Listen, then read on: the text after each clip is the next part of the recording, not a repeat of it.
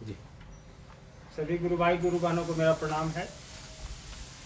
सबसे पहले तो दशहरे की विजयादशमी की हार्दिक शुभकामना बधाई तमाम गुरु भाई गुरु बहनों को। आज इस कोरोना के काल में कई एक महीनों बाद साहब फिर से फेसबुक लाइव पर आपके बीच आने वाले हैं। कुछ चीज़ें हैं जो हर बार की तरह आपको बताना चाहूँगा कि जो लोग भी जहाँ अगर देख रहे हैं, भीड़ में देख रहे हैं, तो एक दूसरे से थोड़ा दूरी बनाकर बैठें। जो शारीरिक दूरी होती है उसका पालन करें, और अगर वो संभव नहीं है तो कम से कम मास्क ज़रूर लगाएं अगर नज़दीक में बैठे हैं तो, क्योंकि अभी कोरोना पूरी तरह गया नहीं है। और साहब ने इतने दिनों से फेसबुक पर नहीं आने का जो निर्णय लिया था उसके पीछे कई एक ये भी कारण थे कि कई जगह से सूचना आ रही थी कि लोग झुंड बना के देखते हैं साहब का लाइव और सोशल डिस्टेंसिंग का पालन नहीं करते, मास्क नहीं लगाते। तो इन सब चीज़ों का ध्यान रखिए आप लोग। कुछ चीज़ें हैं जो अभी साहब आपके बीच बात करेंगे आप लोगों से। आज शुभ दिन है, विजयादशमी का दिन है। आप लोग ध्यान से सुनेंगे, देखेंगे और लोगों तक साहब की बात को पहुंचाने का प्रयास करेंगे। व्यवस्था के हिसाब से अभी शिव चर्चाएं बंद हैं, स्थगित हैं। आप अपने घरों में कर सकते हैं। सामूहिक शिव चर्चाएं किसी भी तरह की जो मंच हो या माइक लगा के, वो बंद है अभी। आपसे अनुरोध करेंगे कि अभी ना करें। साहब के निर्देश के अनुसार हम लोग फिर अगली सूचना जारी करेंगे, तो उस हिसाब से फिर आप लोग कार्यक्रम करना होगा। अगर साहब अनुमति देंगे या व्यवस्था देगी तो करना शुरू करेंगे हम लोग। फिलहाल साहब आपके बीच है, हम जान रहे हैं कि आप लोग की उत्सुकता बहुत होगी। हम साहब से अनुरोध करेंगे कि गुरु भाइयों से बात करें। आप सबों को मेरा प्रणाम।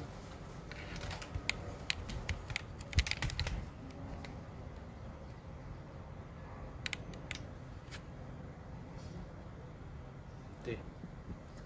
सबों को मेरा प्रणाम।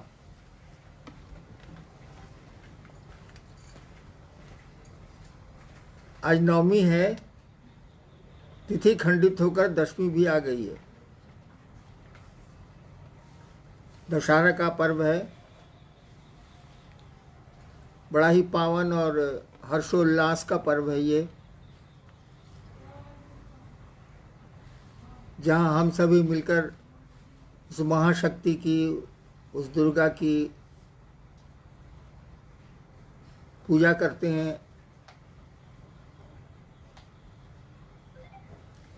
सूरज तो आज निकला है नवमी में, जैसा अखबार कहते हैं।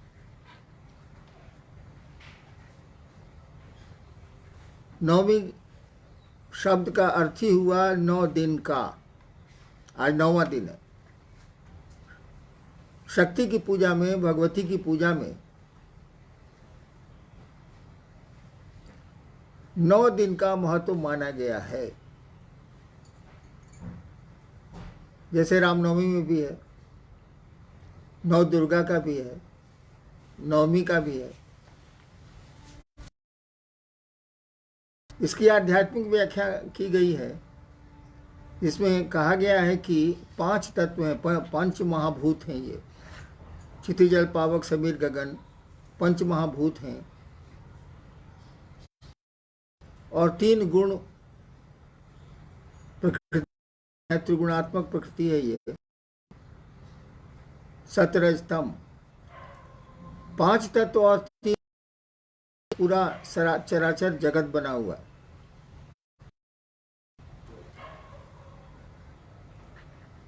आदमी में भी, मानव सृष्टि में भी इन्हीं तत्वों और इन्हीं गुणों का समावेश है। उन्हीं से मानवीय सृष्टि बनी। तो 5 तत्व और 3 गुण और एक शिव, एक परमात्मा, कुल मिलाकर होते हैं 9। 5 महाभूत, 3 गुण और एक शिव, एक ईश्वर। ये पूरी सृष्टि उसी शिव की इच्छा है, और उनकी इच्छा से ही, उस ईश्वर की इच्छा से ही 5 तत्व 3 गुण बने हैं। और शिव की इच्छा ही शक्ति मानी जाती है। ऐसी परिस्थिति में वो 9 के भीतर ही है। 5 तत्व 3 गुण एक शिव, के भीतर ही पूरी शक्ति का विस्तार है, पूरी सृष्टि का विस्तार है। परमात्मा की इसी के माध्यम से व्याप्ति भी है और विस्तार भी है। इसीलिए शक्ति की पूजा में 9 अंक आता है। आज रामनवमी है, तिथि खंडित हुई है तो दशहरा आया है, यानी दशमी आई है। पहले आप सबों को इस दशहरा पर, इस विजयादशमी के पर्व पर मेरी हार्दिक शुभकामना है। आप मेरा प्रणाम ग्रहण करें। जहाँ तक कोरोना का सवाल है, इस बीमारी का सवाल है जिससे आज विश्व त्रस्त है, लॉकडाउन तो करीब करीब ख़त्म किया जा रहा है सरकारों के द्वारा, भारत सरकार या राज्य सरकारों के द्वारा, लेकिन बीमारी की दवा नहीं है। आपको याद होगा कि प्रधानमंत्री जी ने कहा कि दवाई नहीं तो ढिलाई नहीं। हमको आपको उसको मानना चाहिए। मास्क और जो दूरी है, सोशल डिस्टेंस जो मेंटेन करना है 6 गज का, 6 फीट का, उसको मानना है। अनावश्यक भीड़ भाड़ में नहीं जाना है, बिना काम के तफरीह में अभी नहीं निकलना है। थोड़ी सतर्कता तो ज़रूरी है। दवा आ जाएगी तो फिर देश में जो मशवरा प्राप्त होगा, सलाह प्राप्त होगी प्रशासन के द्वारा, वो हम लोग करेंगे। लेकिन अभी, और इसीलिए शिव चर्चाएँ भी बंद की गई हैं कि भीड़ नहीं हो। जैसे 200 आदमी के इकट्ठा होने की अनुमति सरकार दे रही है, लेकिन 200 आदमी ही मात्र इकट्ठा होंगे इसकी कोई गारंटी हम आप नहीं ले सकते। क्योंकि सब समझता है कि हम तो अकेले जा रहे हैं। वो एक राजा था ना, जिसने कहा कि 1 लोटा थोड़ा सा दूध कुएं में डाल दिया और कहा कि इलाके के लोग इसमें 1-1 लोटा दूध डालें। सबने सोचा कि जब दूध पड़ा ही हुआ है तो 1 लोटा से क्या अंतर पड़ता है, पानी डाल देते हैं। और पूरे इलाके से 1-1 लोटा पानी ही आता रहा, दूध नहीं आया। नतीजा हुआ कि कुआं का पानी, जो दूध था, वो भी पानी हो गया। तो 200 आदमी की अनुमति, या प्रशासन आपको अनुमति देता है कि 200 आदमी का आप कार्यक्रम कर सकते हैं। यदि एसडीओ साहब, आपके लोकल जो अनुमंडल पदाधिकारी हैं, वो अनुमति देते हैं कि ठीक है 200 आदमी में आप अपना कार्यक्रम करिए, लेकिन आप कोई गारंटी नहीं दे सकते हैं कि 2 ही आदमी होंगे। वो संख्या बढ़ेगी, क्योंकि शिव शिष्यता में भीड़ बहुत है, शिव शिष्य बहुत हैं, खास करके गुरु बहनें हैं जो मानती नहीं हैं। तो 200 आदमी की अनुमति लेकर कार्यक्रम करना भी बहुत ठीक नहीं होगा, क्योंकि आप संख्या को रेगुलेट नहीं कर सकते हैं, नियमित नहीं कर सकते हैं। आइए देखते हैं, कुछ जिज्ञासाएं आई हैं और कोशिश करते हैं उनका क्या उत्तर हो सकता है। जी, अरुणाचल प्रदेश से एक शिष्य हैं जिन्होंने जिज्ञासा भेजी है कि कहा जाता है कि शिव और शक्ति में कोई विभेद नहीं है, ऐसे में भगवान शिव से जुड़े बिना शक्ति की आराधना कैसे फलदायी होगी? हाँ, शक्ति और शिव में तो कोई विभेद नहीं माना जाता है। सूरज और सूरज की किरणें, आग और उसकी गर्मी, ताप। आग है तो ताप होगा, गर्मी उसमें होगी, हीट उसमें होगा। सूरज है तो रोशनी उसमें होगी, प्रकाश की किरणें होंगी ही होंगी। ठीक उसी तरह से शिव हैं तो माना जाएगा कि शिव में शक्ति व्यक्त हुई है, शिव में जो शक्ति अंतर्निहित है वो व्यक्त हुई है, और पूरी सृष्टि हमारे आपके सामने दृश्य भी है और दृश्य भी है। ये शक्ति कहा जाता है कि या शक्ति शिव से शक्ति, जो भी शक्तियां हैं वो शिव की शक्तियां हैं, अनंत शक्तियां हैं। मूल रूप से तो जो शक्ति मानी जाती है उसकी पूजा हो भी रही है, गौरी हैं और अन्य शक्तियां हैं जो मूल रूप से मानी जाती हैं। उनके नीचे तो असंख्य अनंत शक्तियां हैं। तो शिव के बिना तो शक्ति हो नहीं सकती, और शक्ति ना हो तो शिव भी जाने नहीं जाएंगे, अव्यक्त होंगे। जो महाकाल की स्थिति है, जब काल ही नहीं था तब भी शिव थे। काल का अर्थ होता है जब कुछ बनेगा तो काल शुरू होगा। जैसे घड़ी बन जाएगी तब समय शुरू होगा कि इस तारीख को बनी थी, इतने दिन चलेगी, इसके बाद ये खत्म हो जाएगी। दवा बनी है, इतने दिन ठीक रहेगी, उसके बाद इसकी शक्ति घटती चली जाएगी। तो महाकाल का यही कॉन्सेप्ट है, महाकाली का भी यही कॉन्सेप्ट है। जब काल नहीं था यानी सृष्टि नहीं थी तब भी ये थे, लेकिन वहाँ शक्ति अव्यक्त है शिव में, शिव की इच्छा अव्यक्त है शिव में, व्यक्त नहीं हुई है, उसका प्रस्फुटन नहीं हुआ है। जैसे शक्ति व्यक्त हुई है तब वही 5 तत्व और 3 गुणों का निर्माण हुआ है और पूरी सृष्टि बनती चली गई है क्रमशः। सवाल है कि क्या शक्ति की जी विभेद नहीं है वो कोई तो नहीं है। शिव और शक्ति में। हाँ। तो ऐसे में भगवान शिव से जुड़े बिना शक्ति की आराधना कैसे फलदायी होगी? देखिए, आराधना का उद्देश्य क्या है, पहले तो ये महत्वपूर्ण है। आप चाहते क्या है, आप भगवती से क्या मांगना चाहते हैं? सुख, धन, धान्य, वैभव, इस जगत की चीजें, या भगवती को ही मांगना चाहते हैं? जैसे है ना, शिव से हम मांगते हैं, शिव को कहाँ कोई जल्दी मांगता है। तो भगवती से अगर मान लेना चाहते हैं तो शिव की पूजा की बहुत महत्ता नहीं है, वो दे देंगी। हालांकि शक्ति उन्हीं की है, लेकिन वो दे देंगी। देवियों की स्वतंत्र पूजा होती ही होती है, पहले नहीं होती थी, अब तो होने लगी है, बहुत दिनों से, बहुत हजार वर्षों से हो रही है। लेकिन अगर भगवती को चाहेंगे आप, तब तो शिव की आराधना मस्त है, कोई उपाय नहीं है हमारे आपके पास, क्योंकि उन्हीं की शक्ति है, उन्हीं की इच्छा है। शक्ति कहा जाता है, शिव की इच्छा शक्ति है, और उन्हीं की इच्छा से सारा जगत चल रहा है, वही शक्ति काम कर रही है। तो शक्ति से अगर जगत मांग रहे हैं तो मिल भी सकता है, लेकिन शक्ति को ही मांग रहे हैं, भगवती को ही अपना बनाना चाहते हैं, तब तो शिव की आराधना अनिवार्य है, आवश्यक है। कोई उपाय हमारे आपके पास नहीं है। जगत मांगिएगा तो दे सकती, देती ही।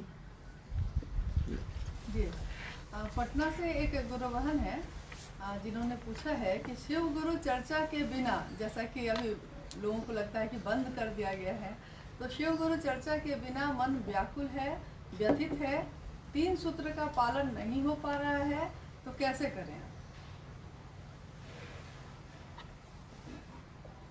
चर्चा के बिना मन व्यथित,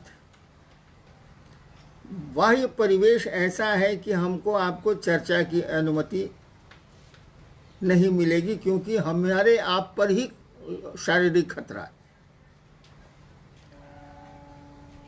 3 सूत्र में दूसरा सूत्र है चर्चा करना। चर्चा का मानी क्या होता है, अर्थ क्या होता है? शिव गुरु चर्चा का प्रयोजन है कि दूसरे आपकी शिव चर्चा से शिव की ओर बढ़ें, शिव को अपना गुरु माने, उनका जीवन शिवमय हो, सुखमय हो, शांति उनको मिले, ये प्रयोजन है शिव चर्चा का। लेकिन 3 सूत्रों में 2 सूत्र और भी हैं भाई साहब। पहला सूत्र है कि अपने गुरु शिव से दया मांगिए, दया की याचना करिए, मन उस दया की स्थिति में जाए। और तीसरा सूत्र है अपने गुरु को प्रणाम करिए। आपने शिष्यानुभूति, मेरी पतली सी पुस्तक है, उसको पढ़ा होगा। उसमें लिखा हुआ है कि शिव शिष्यता के लिए अनिवार्य एक ही चीज है, वो है अस्थाई शिष्य भाव। यानी शिव हमारे गुरु हैं, शिव मेरे गुरु हैं, यह भाव खंडित नहीं हो। जैसे आज तिथि खंडित हो गई, 9वीं में 10वीं घुस आई, कभी कभी चतुर्दशी में अमावस्या घुस आती। अस्थाई शिष्य भाव चाहिए, यानी मैं शिव का शिष्य हूं तो हूं, इसमें कोई भी संशय, कोई भी 2 बातें नहीं होंगी। शिव मेरे गुरु हैं तो हैं। अगर अस्थाई शिष्य भाव है तो अस्थाई मन नमन की स्थिति में जाएगा, अस्थाई रूप से जाएगा। अस्थाई रूप से मन शिव से दया की याचना में जाएगा। बोलने या करने जैसा कुछ भी नहीं। मन तो नहीं लग रहा है, इसीलिए कि चर्चा करते थे तो भीड़ होती थी, भीड़ में बोल रहे हैं हम तो थोड़ा मज़ा आता था, अच्छा लगता था कि इतने लोग बेवकूफ़ बेवकूफ़ बैठे हैं मेरे सामने, हम ज़्यादा होशियार हैं इसीलिए चर्चा कर रहे हैं। दूसरे प्रयोजन भी हो सकते हैं। एक आदमी का प्रयोजन हो सकता है कि लोगों को सुना रहा वो कि शिव की चर्चा सुन के ये लोग शिव की ओर चलेंगे, शिव इनके गुरु होंगे, शिव से जुड़ेगा इनका मन, तो कम से कम शैतानियत से तो बचेगा। और कुछ की मनसा होगी कि भीड़ है, इतने लोग मेरे हैं तो कुछ लौकिक जगत मिल ही जाएगा, सम्मान मिल ही जाएगा, सुविधाएं मिल ही जाएंगी, अन्य काम भी धरती के हो ही जाएंगे। तो ऐसे लोगों को ज़्यादा तकलीफ हो रही है, जिनका जगत छूट रहा है चर्चा के बिना, जागतिक सुख सुविधाएं कम हो रही हैं चर्चा के बिना, उनको तो दर्द होगा भैया कि कुछ मिल नहीं रहा है, न सम्मान मिल रहा है, न सुविधा मिल रही है, न पैसे मिल रहे हैं, ये क्या हो रहा है।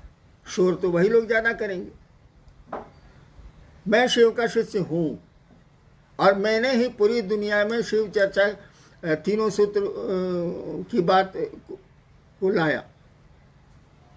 ठीक है, मुझको किसने सिखाया? महादेव मेरे गुरु ने सिखाया, यह बात छोड़ दीजिए, मैं ही प्रत्यक्ष रूप से दिखता हूँ।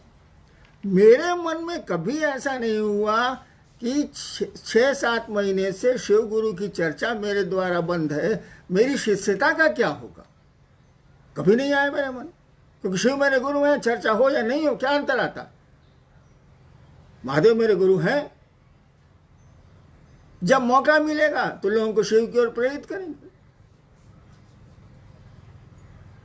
अगर शिव चर्चा बंद होने से आपकी शिव शिष्यता खंडित हो रही है, आपकी शिव शिष्यता कमजोर हो रही है, तो लानत है ऐसे शिव शिष्यों पर।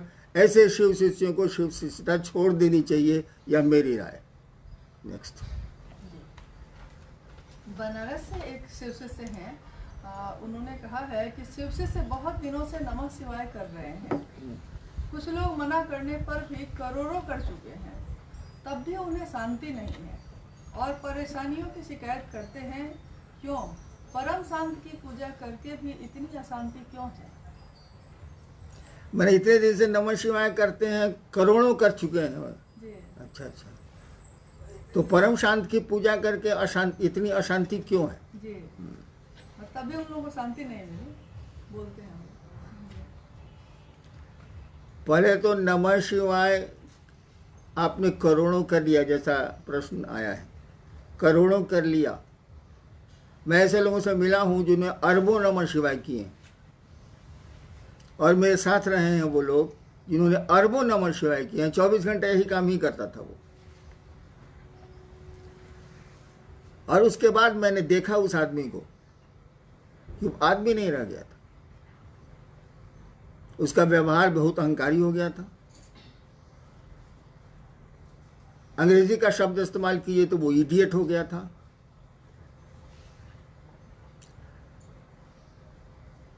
अव्यवहारिक हो चुका था, किसी से ठीक से बात नहीं करता था। तो अभी तो आपने कहा कि नमः शिवाय करके भी परेशानियां आए, इतने नमः शिवाय किया। एक आदमी तो मैंने देखा है कि नमः शिवाय करके सबको डांटते चलता था, मर गया वो आदमी नहीं है धरती पर, लेकिन मैंने देखा है। क्यों ऐसा हुआ? नमः शिवाय का अर्थ है शिव को प्रणाम, शिव को नमन। उस सर्वोच्च सत्ता को आप प्रणाम निवेदित कर रहे हैं, झुक रहे हैं आप। ये नमः शिवाय करके तन कैसे गए आप? कहीं जरूर गड़बड़ी है, और भीषण गड़बड़ी है। सामान्य आदमी भी बेकार हो गया नमः शिवाय करके। इसीलिए कि नमः शिवाय में 2 स्थितियां होती हैं। एक, नमः शिवाय का अर्थ में जो भाव छिपा है वो, जैसे नमः शिवाय का अर्थ है शिव को नमन, शिव को प्रणाम। इसमें भाव क्या छिपा है? मन आपका झुकेगा भाई साहब। प्रणाम करिएगा किसी को तो मन झुकेगा, बिना झुके भी प्रणाम होता है, खूब होता है। हम लोग लाचारी में धरती पर बहुतों को प्रणाम करते हैं और मन ही मन सोचते हैं कि साल कहाँ से बैठा गया, आज खाना नहीं मिलेगा। ऐसे भी प्रणाम होते हैं औपचारिक, लेकिन शिव को तो औपचारिक प्रणाम नहीं चलेंगे। वहां तो मन को प्रणाम की स्थिति में जाना होगा। नमः शिवाय का अर्थ और चैतन्य मंत्र में दो चीजें होती हैं। तो नमः शिवाय का अर्थ तो क्लियर है, बहुत हल्की सी संस्कृत है, नमः शिवाय, शिव को प्रणाम। लेकिन इसका अर्थ है शिव को प्रणाम, उसके में भाव क्या है? रोड पर चल रहे हैं, कका गोड़ लगत नहीं, अब मने मन सोच रहे साला ककवा कहां से भेटा गया, आज तो नाश्ता नहीं मिलेगा। वाह, ये प्रणाम नहीं है। तो नमः शिवाय में शिव को प्रणाम करने का भाव छिपा है, शिव को नमन करने की स्थिति छिपी है। मन जब शिव को प्रणाम करेगा तो ये झुकना सीखेगा, विनीत होगा। कहा जाता है अकड़ और अहंकार दो चीजें न भक्ति मार्ग में चलती हैं न शिष्यता में चलती हैं। अकड़ और अहंकार से बचना होगा। और चैतन्य, मंत्र में चैतन्य होता है। ये शिव क्या है?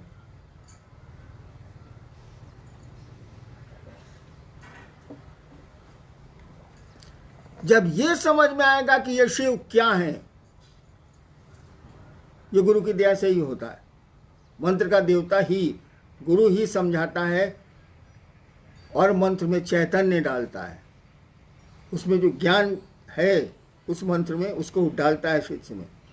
जब मंत्र में अर्थ और ज्ञान दोनों आएगा, क्या आप बात करते हैं, एक मन है नमः शिवाय आपको शिव बना देगा। करिए तो सही, ये करोड़ों काहेला कर रहे हैं।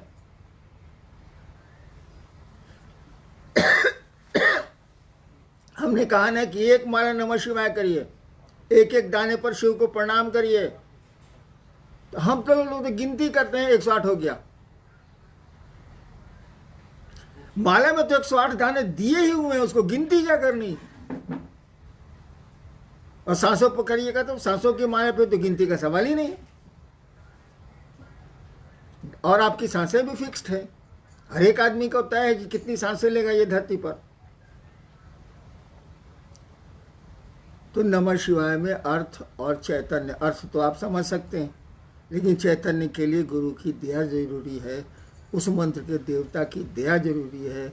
वो जब मिलेगी तो एक बार का नमः शिवाय आपको शिव के रास्ते में उठा के रख देगा। एक बार का नमः शिवाय कहा ही जाता है कि एक बार आपने शिव को प्रणाम कर लिया, निश्चल प्रणाम कर लिया, फिर प्रणाम की ज़रूरत नहीं है। फिर तो मन परमानेंट अस्थायी रूप से शिव भाव में चला जाएगा। आपने करोड़ों किए हैं, हुआ क्या? नमः शिवाय तो किया आपने, बस करते गए, न अर्थ समझा उसका ठीक से, न मंत्रों का अर्थ दिमाग में आया। कर रहे हैं तो कर रहे हैं, अर्थ जानते हुए भी आप माला पर आपका ध्यान है।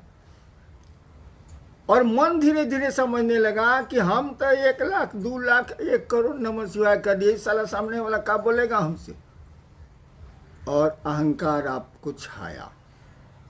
अहंकार किसी को भी छाएगा तो धरती पर उसके संबंध बिगड़ेंगे, आध्यात्म में तो पूरी तरह बिगड़ जाएंगे। इसलिए याद रखिए भाई साहब, शिव शिष्यता में या भक्ति में अकड़ और अहंकार इसको हटाइए। इसके जब तक ये नहीं हटेगा तब तक आपका नमः शिवाय फलदायी नहीं होगा। वैसे धरती के छोटे मोटे काम हो जाए। नेक्स्ट आरा से शिव शिष्य हैं। आपने कहा आओ चले शिव की ओर, अब तो चल भी रहे हैं, फिर भी परिणाम नहीं है। कष्ट बहुत है, मन भागता रहता है, आखिर क्यों है ऐसा?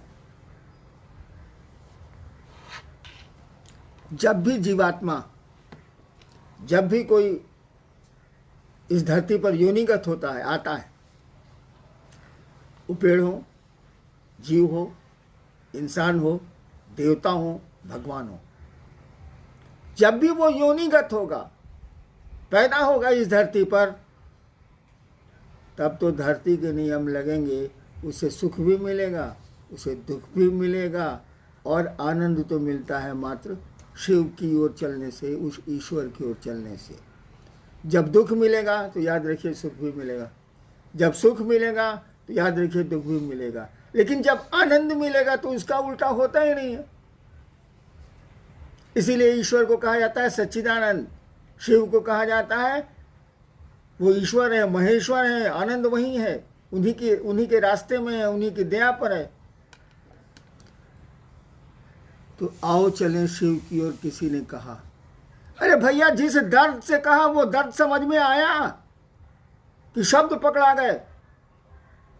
जिसने भी ये कहा कि आओ चलें शिव की ओर, उसके भीतर दर्द था,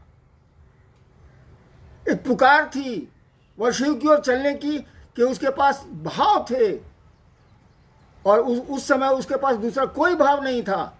भीतर से उसने आवाज दी, आओ चलें शिव की ओर। हम लोगों के लिए तो वो शब्द हैं, आओ चलें शिव की ओर, है ना वो, वही हो गया, है ना वो।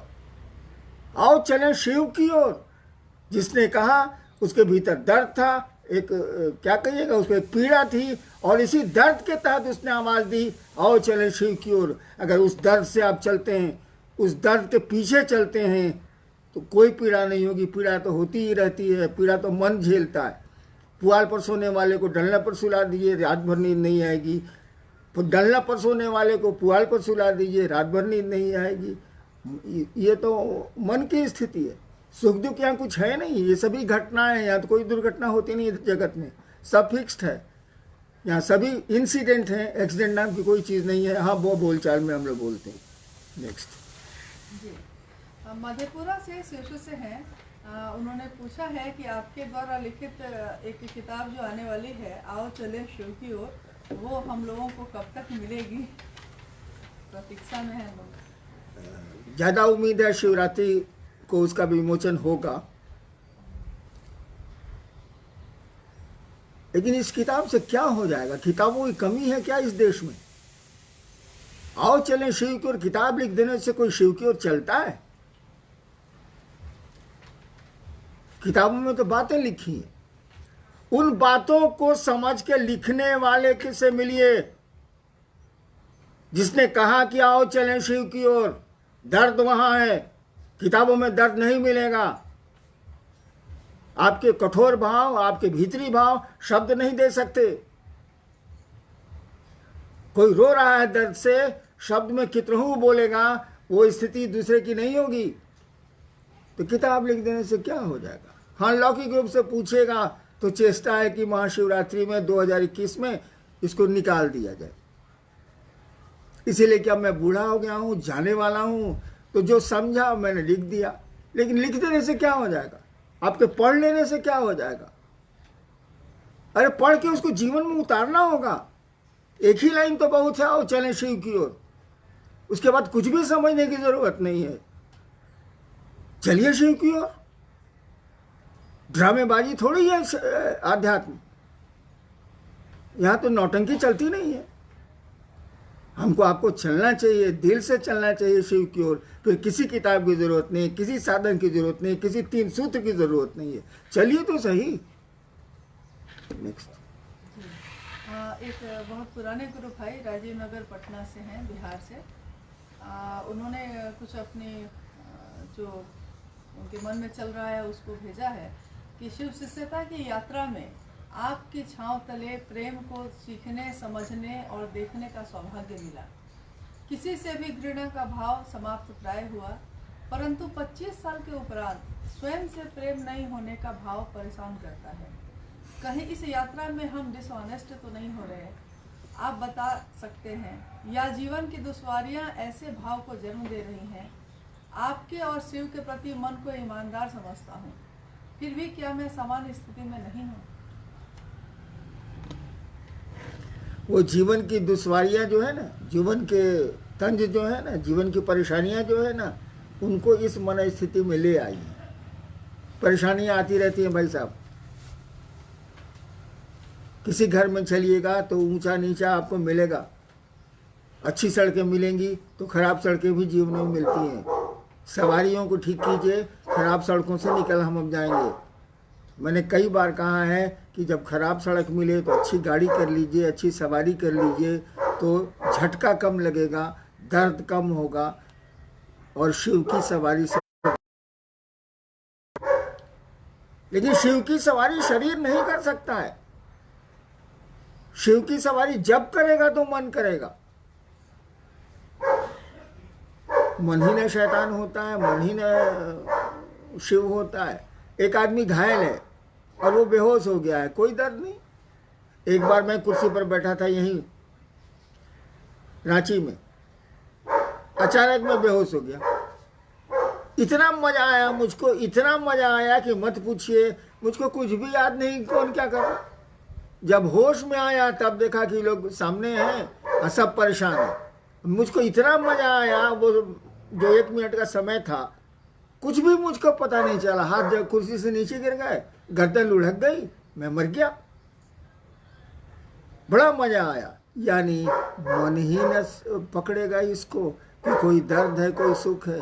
मन जब शिव की ओर चलेगा तो ये झटका कम लेगा और परेशानियां कम होंगी। जहां तक अपने से प्रेम करने का सवाल है, भाई ने लिखा है कि अपने से प्रेम नहीं हो रहा है। भैया अपने से काहेला प्रेम कर रहे हो? शिव से प्रेम करो ना, अपना खुद ही समझ में आ जाएगा कि हम लोग क्या हैं। आदमी को शिव से प्रेम करना चाहिए और थोड़ा बढ़िया से नमः शिवाय करिए। शिव को प्रणाम करने की कोशिश करिए। नमः शिवाय कोई दूसरा अर्थ नहीं है। अगर शिव को मन ही मन प्रणाम करते हैं आप, शिव को मन प्रणाम करने की स्थिति में जाता है तो नमः शिवाय की भी जरूरत नहीं है। इस साल नहीं जाता है मन, इसीलिए हम लोग कहते हैं नमः शिवाय करिए। नमः शिवाय तो आपको प्रणाम की स्थिति में ले जाता है, बहुत पावरफुल मंत्र है। उससे ज्यादा पावरफुल कोई मंत्र ही संसार में नहीं है, क्योंकि शिव से पावरफुल कोई है ही नहीं संसार में। इसलिए उनका नाम मंत्र सबसे पावरफुल है। इसको किया जाए। जी, एक भाई हैं औरंगाबाद बिहार से, उन्होंने लिखा है कि शिव शिष्य होने की मनोदशा में जब लोग आते थे, लंबे समय तक ये संवाद संप्रेषित किया जाता था कि जागा जागा महादेव के उद्घोष के साथ अंतरिक्ष को प्रेषित किया जाता था। जो आपकी शिष्यानुभूति में लिखा भी है कि यह प्रेषण वायुमंडल में ध्वनि के संप्रेषण का भाव प्रत्यक्ष या अप्रत्यक्ष जीव आत्माओं को सूचित करने के विज्ञान पर आधारित है।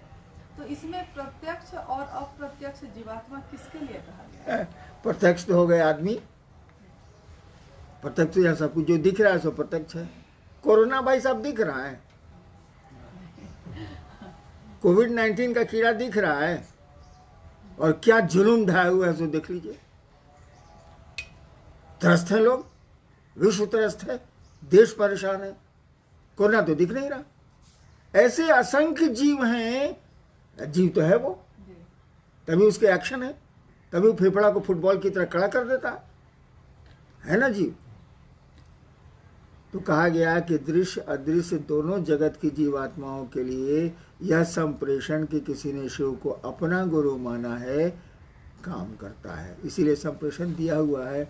अब तो घोषणा को भी बहुत महत्वपूर्ण हम लोग नहीं मान रहे हैं, क्योंकि घोषणा करने से क्या हो जाएगा। घोषणा तो हम लोग बहुत चीज़ की करते हैं। तो ये घोषणा कर देने से किसी ने शिव को गुरु माना है, वो शिवसी से नहीं होगा। शिवसी से जब हो जाएगा तब ये घोषणा चरितार्थ होगी, सार्थक होगी। ऐसे घोषणा का कोई अर्थ नहीं। हाँ, प्रत्यक्ष अप्रत्यक्ष जो जीवात्माएं हैं उसको सूचना चाहिए जाती है। जब हम आप समझते हैं कि साला करा के भी साला शिव को गुरु नहीं मानेगा, ड्रामा कर रहा है, तो और लोग भी तो यही समझते हैं। चलिए भाई, अंतिम ही है। अच्छा एक गुजरात से एक है, गुरु भाइयों और गुरु बहनों की तरफ से, कि साहब से, चूंकि अभी कोरोना काल में लंबे समय से आपसे लोग मिल नहीं पा रहे हैं, तो ये उनका है कि साहब से कुछ महीने मिल नहीं पाए तो मन में बहुत घबराता है, लगता है कुछ खो गया है। ऐसी स्थिति क्यों हो गई है हम लोग? अभी तो टेम्पोररी नहीं मिल रहे हैं भाई साहब, अस्थायी रूप से आप नहीं मिल रहे हैं। 6 महीने हुआ, 7 महीने हुआ नहीं मिल रहे। वो तो कोरोना की संक्रांति कह लीजिए है। अस्थाई भी स्थिति आने वाली है भाई साहब। और मैंने कभी नहीं कहा कि आप मुझसे जुड़े, मैंने शिव गुरु की बात शुरू की थी 1980 में, शिव गुरु से जुड़ने की बात की है, शिव का शिष्य बनने की बात की है। आज भी वही करता हूँ और मरने तक आप मेरी आवाज़ यही सुनेंगे कि शिव से जुड़ें। और शिव परमानेंट है, अस्थाई है। शिव नहीं है तो शक्ति नहीं है, और शक्ति नहीं है तो जगत ही नहीं, हम आप ही नहीं। हमने शिव से जुड़ने की बात कही है, अपने से जुड़ने की बात नहीं कही है। और हमसे जुड़ के क्या करेंगे आप? जैसे आप अदना सा इंसान, हम भी अदना सा इंसान, दोनों तो एक ही हैं भाई साहब। लेकिन आइए मिल के चलते हैं शिव की ओर, जब तक चल सकते हैं। और नहीं चल सकेंगे तो अपने गुरु शिव से दया की याचना करेंगे। क्यों नहीं, अब बनाया उसी ने है, गुरु भी वही है। और गुरु का क्या मानी है जब उसके शिष्य ही नहीं हो, धरती पर आए ही नहीं, तो ऐसे गुरु को नहीं रहने से क्या फ़ायदा? वो बुलाता है, हम कहते ही हैं कि हम 1 कदम चलेंगे, वो 100 कदम चलता है।